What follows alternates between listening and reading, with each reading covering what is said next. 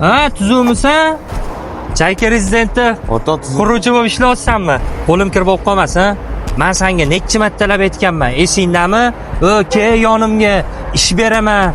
Bundan yaxshiroq ishlarding. Ishim yaxshi o'rtoq. Rizq nasibamni Alloh berib turibdi. Agar sen shuni rizq nasiba deydigan bo'lsang, bizda topayotgan pulni menimcha tushunga ham kirmasa kerak, ha? Kimga qanaqa berishi Allohning o'zi biladi. Ha, shunaqa. Gaplashamiz.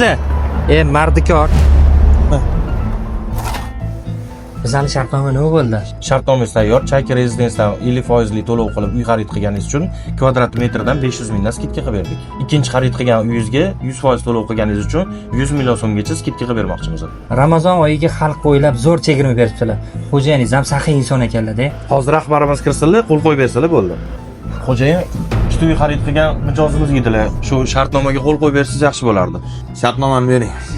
Ne turib oldingiz? O'tiring.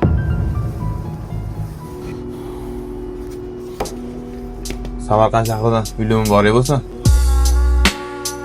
Gaplashamiz. Mardikor.